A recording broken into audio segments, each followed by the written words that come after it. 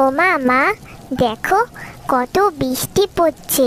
কালকেও যদি এরকম বৃষ্টি হয় তাহলে আমাকে আর পাঠশালায় যেতে হবে না। কি মজা! একটা দিন আর পড়াশোনাও করতে হবে না। এরকম বৃষ্টি আর একটু পড়ুক। ওরে মিনি, এই পাঠশালায় পড়ার মতো আনন্দ আর নেই রে। কত বন্ধু বান্ধব একসাথে বসে পড়াশোনা করা। যখন বড় হবি তখন বুঝবি জীবনটা অনেক জটিল। আচ্ছা আচ্ছা, ঠিক আছে, কালকে একটু বেশি করে পড়াশোনা করে নেব। আজকে একটু বৃষ্টির আনন্দ নেই। ও মামা, কাকিমাদের বাড়ি একটু গেলে হয় না? সুমন দাদার সাথে খেলা করতাম। হ্যাঁ, সেটা আমিও ভাবছিলাম যে তোর কাকিমার বাড়ি একবার যাব। তোর কাকা তো কাল শহরে গেছে, ফিরতে ফিরতে 7 দিন দেরি হবে। তাই তোর কাকিমা আর সুমন কেমন আছে, যাই একবার খোঁজ নিয়ে আসি। ও মামা, আমিও যাব তোমার সাথে। আমিও সুমন দাদার সাথে খেলা করব। না রে মিনি, তুই যাস না। এই বৃষ্টিতে গেলে তোর আবার ঠান্ডা লেগে জ্বর আসবে। তাই বৃষ্টিতে ভেজার কোনো দরকার নেই। আমি গিয়ে একটু দেখে আসি ওদের সব ঠিকঠাক আছে কিনা। মিনির কাকিমা আর তার ছেলে সুমন উঠোনে বসে বৃষ্টি দেখছিল।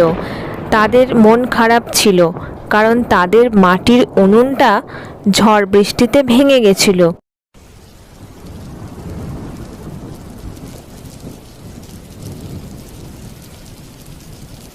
ও মা, দেখো জেঠিমা এসেছে আমাদের বাড়িতে। কিরে বাবলি, উঠোনে ছেলেটাকে নিয়ে বসে আছিস যে? বলি সব ঠিকঠাক আছে তো? রান্না বান্না করেছিস? আমি তো দেখছি মাটির উনুনটা ভেঙে পড়ে আছে। কি আর বলবো দিদি, উনুনটা তৈরি করে উঠোনে শুকোতে দিয়েছিলাম। এমন জোরে যে বৃষ্টি নেমে যাবে। তাছাড়া আমি আমার ছেলে সুমনকে পাঠশালা থেকে আনতে গেছিলাম, এসে দেখি মাটির উনুনটা একদম গলে গেছে। ও দিদি, ওভাবে বৃষ্টিতে বাইরে দাঁড়িয়ে থেকো না, ভেতরে এসে বসো। ও মা, এ তো বড় সর্বনাশে কাণ্ড রে। তাহলে তো আজ সারাদিন রান্না বান্না কিছুই করতে পারবি না। ও জেঠিমা, এখানে এসে বসো, বাইরে বৃষ্টি পড়ছে।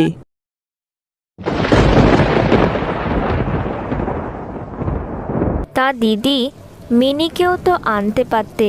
মিনি একা ঘরে আছে, এখানে এলে সুমনের সাথে একটু খেলা করতে পারতো। মেয়েটারও ভালো লাগতো আর আমার ছেলেরও ভালো লাগতো। হ্যাঁ, সেটা সম্ভব। তোরা দুজন আমাদের ঘরে চল।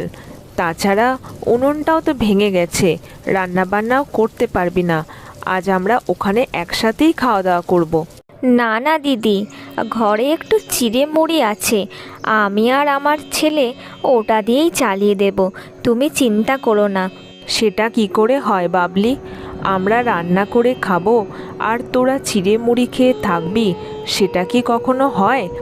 আমাদের বাড়িতে হয়তো রোজ মাছ মাংস হয় না, কিন্তু ডাল ভাত খাওয়ানোর ক্ষমতা রাখি।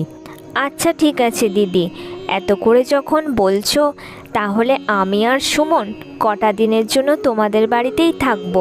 আমি চলি রে বাবলি, মিনি আবার ঘরে একা আছে। তোরা দুজনে একটু পরেই চলে যাস। সেদিন বৃষ্টি যেন থামতেই চাইছিল না। সকালবেলার আকাশকে দেখে মনে হচ্ছিল সন্ধেবেলা। ও মা, কত দেরি হয়ে গেল। মানুষটা তো এখনো বাজার থেকে ফিরলো না। অবশ্য যা বৃষ্টি পড়ছে। হায় হায় রে, আমার পোড়া কপাল। এই বৃষ্টিতে বাজারে কোনো দোকানপাটও বসেনি। কিছুই তো কিনে নিতে পারলাম না, না মাছ না শাক সবজি। ওদিকে বাবলি আর সুমনও খাবে, কি যে করি। হ্যাঁ গো, বাজার থেকে মাছ আর শাকসবজি পেয়েছো তো? আমি আবার বাবলি আর সুমনকে খাবার জন্য বলেছি। ওরা কয়েকদিন এখন আমাদের এখানেই খাওয়া দাওয়া করবে। আর বলো না কানন, এই বৃষ্টিতে বাজারে কোনো মাছওয়ালা সবজিওয়ালা কেউই বসেনি। ফাঁকা হাতে ফিরে এলাম। আচ্ছা ঠিক আছে, না পাওয়া গেলে আর তোমার কি দোষ বলো? ঘরে চাল ডাল আছে, গাছের বেগুন আছে, আজ খিচুড়ি আর বেগুন ভাজা করে দেব। ঠিক আছে কানন, তবে তাই করো। তোমার হাতের খিচুড়ি বড় স্বাদ হয়। আজ তাহলে সবাই মিলে গরম গরম খিচুড়ি আর বেগুন ভাজা খাবো। ঠিক আছে, আর বাইরে দাঁড়িয়ে থেকো না, বৃষ্টি পড়ছে। হাত পা ধুয়ে ভেতরে এসে বসো, আমি এবার রান্নাঘরে যাই।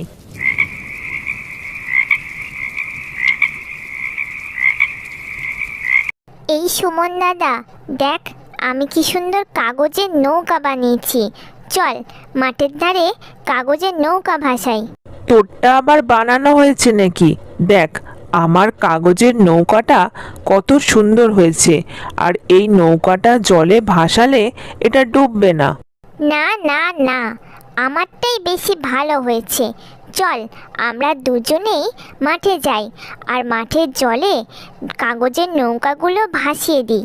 চল, তবে আমি ভেতর ঘর থেকে ছাতাটা নিয়ে আসি, তারপর দুজনে মিলে কাগজের নৌকাগুলো ভাসাবো।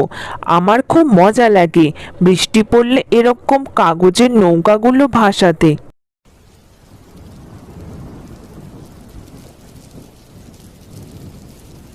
ইস, জানিস সুমন দাদা, আমার খুব মজা লাগছে। দেখ দেখ কাগজের নৌকাগুলো কেমন ভাসছে জলে। হ্যাঁ রে মিনি, ঠিক বলেছিস, আমারও খুব মজা লাগছে। আর শুধু কি তাই, আজ মা আর কাকিমা মিলে গরম গরম খিচুড়ি আর বেগুন ভাজা রান্না করছে। উফ, কি মজা হবে! আমার খিচুড়ি আর বেগুন ভাজা খেতে খুব ভালো লাগে। চল সুমন দাদা, এবার আমরা বাড়ি চলে যাই।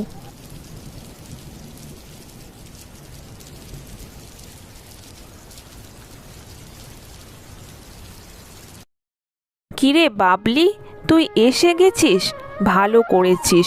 ও মা, কাপড়ে করে আবার কি বেঁধে নিয়ে এসেছিস? বেশি কিছু না দিদি, ঘরে একটু সবজি ছিল। আমরা তো এখানে এলাম, তাই ভাবলাম ওগুলো ঘরে বসে নষ্ট হবে, তাই সবাই মিলে ভাগ করে খাবো। আচ্ছা ঠিক আছে, তুই এবার একটু বিশ্রাম নে বাবলি, ততক্ষণে আমি রান্নাটা সেরে নিই। না দিদি, আজ তুমি আর আমি দুজনে একসাথে মিলে রান্না করব।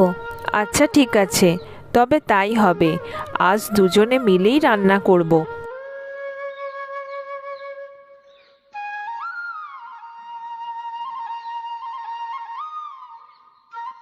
ইস, কি আনন্দ হচ্ছে!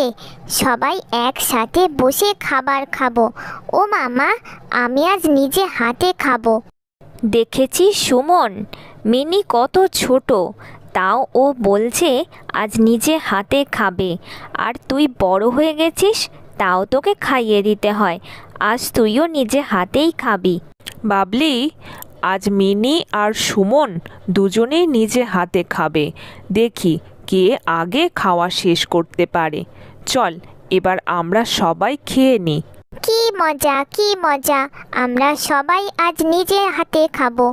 সত্যি গো দিদি, তোমরা পাশে ছিলে বলে আজ আমরা খাবার খেতে পাচ্ছি, না হলে তো কটা দিন চিড়ে মুড়ি খেয়েই কাটাতাম। উনুনটা যে ওভাবে ভেঙে যাবে কে আর জানতো। আলাদা আলাদা বাড়িতে থাকলেও আমরা সবাই আত্মীয়। বিপদের দিনে যদি একে অপরের পাশে না দাঁড়াই, তাহলে আর কিসের আত্মীয়?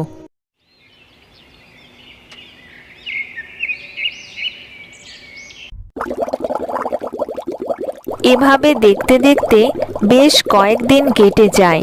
কাননের বাড়ির সামনের পুকুরে অনেক ছোট ছোট মাছ দেখতে পায়। দেখো, আমাদের সামনের পুকুরটায় কত মাছ চাষ হয়েছে, কিন্তু হঠাৎ করে এত মাছ এলো কোথা থেকে? সেটা তো আমিও ভাবছি কানন, আমরা তো কেউ মাছ চাষ করিনি, তাহলে এত মাছ আমাদের এই সামনের পুকুরে কিভাবে হলো? ভগবান মনে হয় মুখ তুলে চেয়েছেন, তাই এসব হয়েছে। এই মাছ বাজারে বিক্রি করে আমরা অনেক টাকা রোজগার করতে পারবো।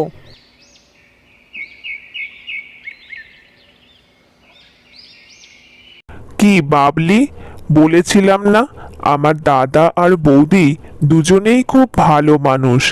আমি যে 7 দিন ছিলাম না, ওনারা তোমাকে আর আমাদের ছেলেকে এত আদর যত্ন করছে। তুমি একদম ঠিক বলেছ। তবে আমিও উপকার করেছি। তোমার কথা মতো মাঝরাতে গিয়ে ওদের বাড়ির সামনের পুকুরে অনেক মাছের চারা ছেড়ে দিয়ে এসেছি। এখন ওই মাছগুলো অনেক বড় বড় হয়েছে। ওরা এবার মাছ বিক্রি করে অনেক টাকা রোজগার করতে পারবে। বাহ দিদি, তোমাদের সামনের পুকুরে অনেক মাছ চাষ হয়েছে। এবার কিন্তু আমরাও একটু মাছ খাবো। হ্যাঁ রে বাবলি, সে আর বলতে, আমাদের পুকুরের মাছ আমরা সবাই মিলে খাবো আর বাকিটা বাজারে বিক্রি করব।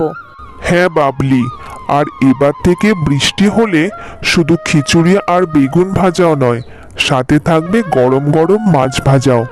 তবে তাই হবে, সবাই জমিয়ে খাওয়া দাওয়া করব।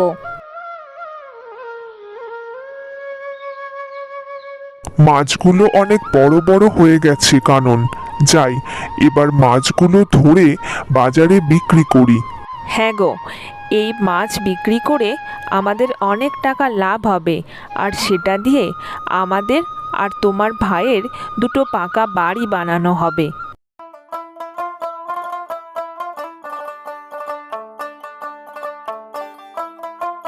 এরপর মিনির বাবা বাজারে মাছগুলো বিক্রি করে অনেক টাকা লাভ করে। কি মজা, আমাদেরও একটা নতুন বাড়ি হবে মা। বাবা বলেছে আমরা এবার পাকা বাড়িতে থাকবো। শুধু আমাদের নয় মিনি, আমরা তোর কাকা কাকিমাদেরও একটা পাকা ঘর বানিয়ে দেব। মাছ ব্যবসায় ভালোই লাভ হচ্ছে। কি মজা, কি মজা, আমাদেরও এবার পাকা বাড়ি হবে। সবাই আমরা পাকা বাড়িতে থাকবো।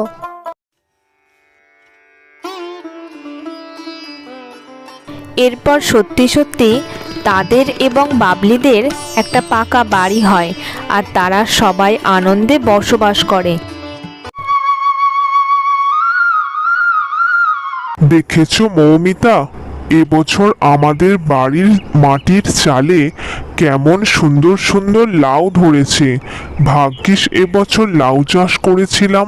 সে তো তুমি প্রতি বছরই লাউয়ের চাষ করো। কি আর করব মৌমিতা, আমাদের এই গ্রামে জলের যা সংকট, পুকুর নদী নালা কিছুই নেই।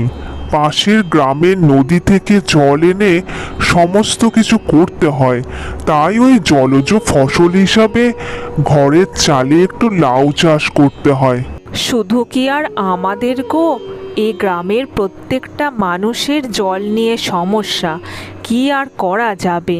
শোনো, আমি ধবলিকে খাইয়ে ওই দিকে যাচ্ছি, তুমি বরং একটা লাউ কেটে দিও। আজ একটু লাউ ঘন্ট করব ভাবছি। এই নাও বউ, এই লাউটা পাশের বাড়ির পিসিমার জন্য। পিসিমা একটু নিরামিষ লাউ ঘন্ট খেতে বড্ড ভালোবাসে। হ্যাঁ, এবার আমাদের জন্য একটা লাউ পেড়ে দাও দেখি, আমিও নিরামিষ লাউ ঘন্ট করব। আমাদের আবার নিরামিষ লাউ ঘন্ট কেন হবে? পুকুর থেকে কালকে বড় মাছ নিয়ে এসেছি, মাছ দিয়ে লাউয়ের একটু ঝোল করে দিও তো। আচ্ছা ঠিক আছে, তাই হবে। এবার একটা লাউ কেটে দাও দেখি, রান্নার যে দেরি হয়ে যাচ্ছে।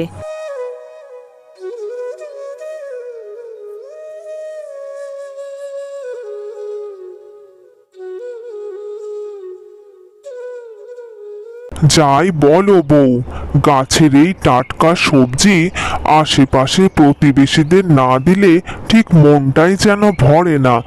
যাও, তুমি এবার রান্না করে নাও।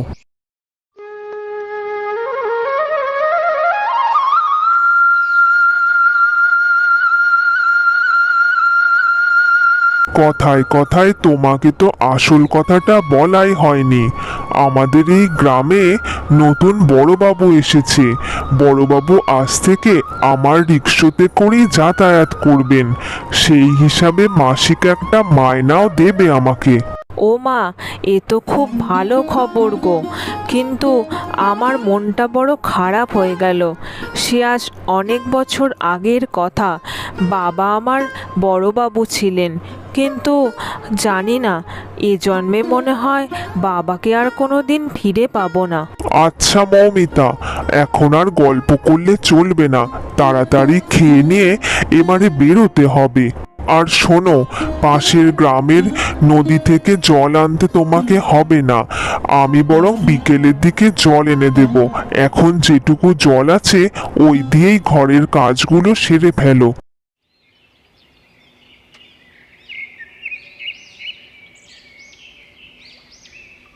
কি ব্যাপার সুরেশ দাদা, আজ তুমি আমার সাথে এখানে এসে বসলে যে?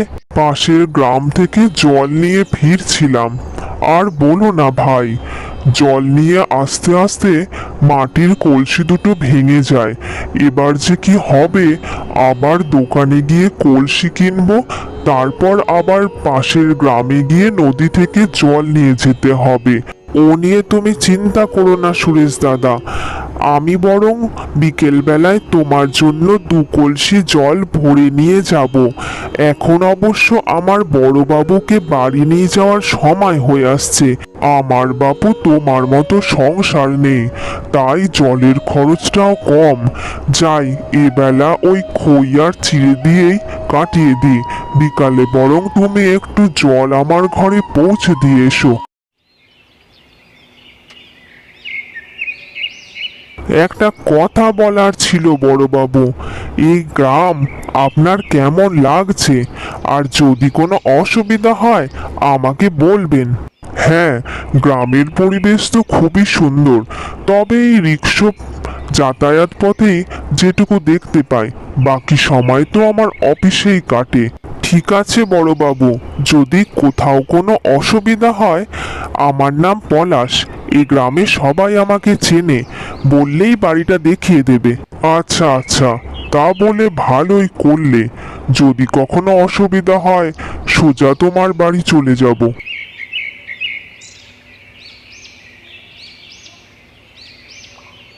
উফ, জল আনতে আনতে কত দেরি না হয়ে গেল।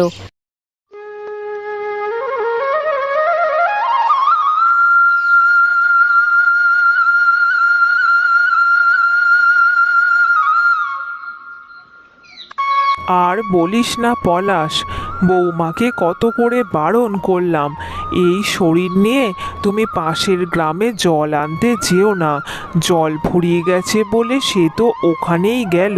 সে কি, মৌমিতাকে আমি তো তখনই বারণ করলাম যে অত দূর থেকে জল আনতে হবে না, আমি বৈকালে জল নিয়ে আসবো। কোনো কথা শোনে না। আমার যদি একটু শরীরে ক্ষমতা থাকতো তাহলে আমি জলটা নিয়ে আসতাম। আসলে ঘরে একটুও জল ছিল না, তাই বৌমা অত দূরে জল আনতে গেল। না না, তোমারও তো বয়স বাড়ছে, তোমার যদি শরীর খারাপ হয়ে যায় আমি কোন দিকটা সামলাবো বলো তো? তার চেয়ে বরং বউ আসুক, আমি আজ রাতে ওর সাথে কথা বলবো। কি দরকার ছিল বলো তো মৌমিতা, অত দূর থেকে জল কি না আনলেই হতো না? সে আর কি করব, ঘরে যে একটুও জল ছিল না, জল তেষ্টায় প্রাণ যায় যায়, তাই তো কলসিটা নিয়ে জল আনতে ছুটলাম। আশেপাশের কোনো প্রতিবেশীর বাড়ি থেকে একটু খাবার জল আনলেই তো পারতে। কার ঘর থেকে আর জল আনবো বলো তো? সবার ঘরেই তো একই অবস্থা, সবাইকেই ওই পাশের গ্রামের নদী থেকে জল আনতে হয়, সবারই যে একই কষ্ট।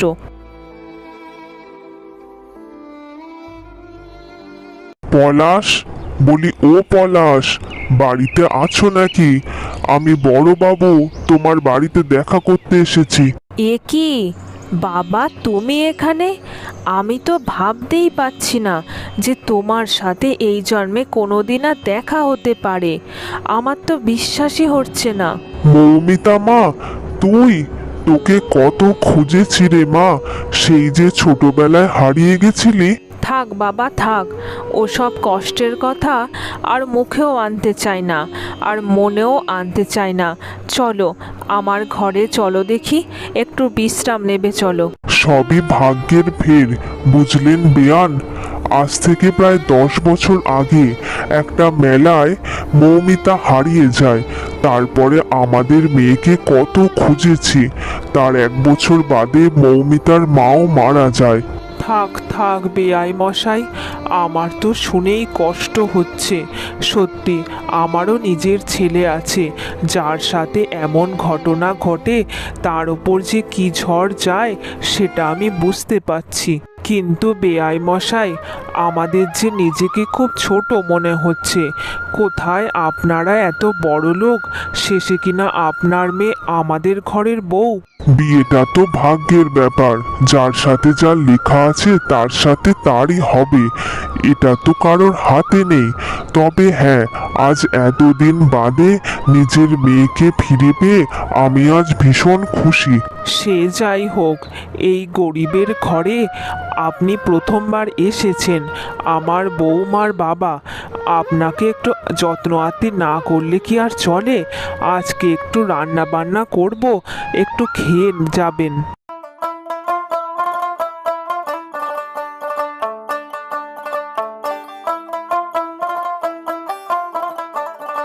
ভালো করে রান্না করো বৌমা, আজকে তোমার বাবা খাবে। আর শোনো, আমাদের গাছের লাউ দিয়ে মাছের ঝোল বানানো হবে, তার সাথে আরও অনেক রকম রান্না। কোনো চিন্তা করবেন না মা, সব কাজ সময়ে হয়ে যাবে, সমস্ত রান্না হয়ে যাবে।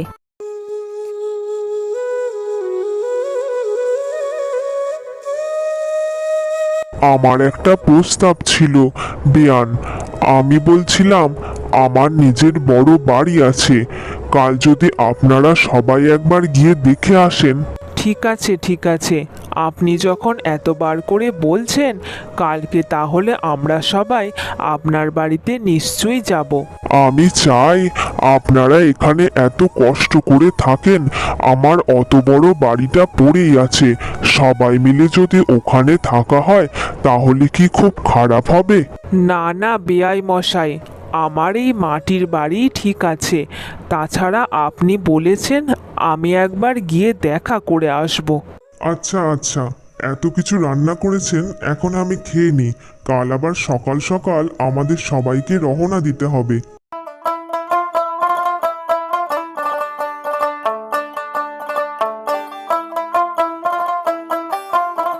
দেখুন বেয়াই মশাই, আপনার এত বড় বাড়িতে আমাদের মতো গরিব মানুষ থাকবে, এটা হবে না।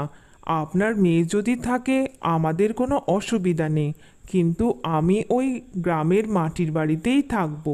কিন্তু আপনাদের গ্রামে যা জলের কষ্ট, পাশের গ্রামের সেই নদী থেকে সবাইকে জল আনতে হয়, অত কষ্ট করে থাকবেন কেন বলুন তো? বলছি বাবা, আমার একটা আবদার ছিল। তুমি তো আমাদের ওই গ্রামের বড়বাবু হিসাবে গেছো, বড়বাবু তো সবই করতে পারে। আমাদের ওই গ্রামের প্রত্যেক বাড়িতে একটা করে যদি টিউবওয়েলের ব্যবস্থা করে দিতে খুব ভালো হতো। ঠিক আছে মা, তবে তাই হবে। এতদিন তোকে হারিয়ে যে কষ্ট পেয়েছিলাম, আজ তোর আবদারটা রেখে আমি দ্বিগুণ আনন্দ পাবো। গ্রামের প্রত্যেকের বাড়িতে আমি একটা করে টিউবওয়েলের ব্যবস্থা করে দেব। আমি যে কিভাবে আপনার জামাই হিসাবে নিজেকে পরিচয় দেব সেটা ভাবতেই আমার লজ্জা লাগছে। আপনি আমাদের ওই গ্রামের বড় বাবু, আর আমি সামান্য গরিব মানুষ, রিক্সা চালিয়ে সংসার চালাই। আমার ছেলে ঠিক কথাই বলেছে বেয়াই মশাই, আমরা এত গরিব মানুষ, আপনার মেয়ে এত বড় লোক, তা যদি আগে জানতাম কখনোই বিয়ে হতো না। এমন করে বলবেন না, আপনাদের জন্যই আজকে আমি আমার মেয়েকে এত বছর বাদে ফিরে পেয়েছি। তাছাড়া আপনারা মানুষ হিসাবে ভালো। একদম ঠিক বলেছ।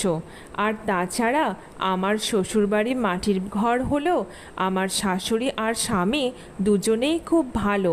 আর তুমিও তো আজকাল ওই গ্রামেই যাচ্ছ, সুতরাং আমরা সবাই একসাথে মিলেমিশেই থাকবো। আচ্ছা রে মা, আচ্ছা, তুই যেটা বলবি সেটাই হবে। আর আমি আপনাদের ওই গ্রামে খুব তাড়াতাড়ি প্রত্যেকের ঘরে একটা করে টিউবওয়েলের ব্যবস্থা করব, যাতে সমস্ত গ্রামবাসী জলকষ্ট থেকে মুক্তি পায়। এরপর ওই গ্রামে বড়বাবুর উদ্যোগে প্রত্যেক বাড়িতে একটা করে টিউবওয়েল বসে আর সমস্ত গ্রামবাসীর মন আনন্দে ভরে ওঠে।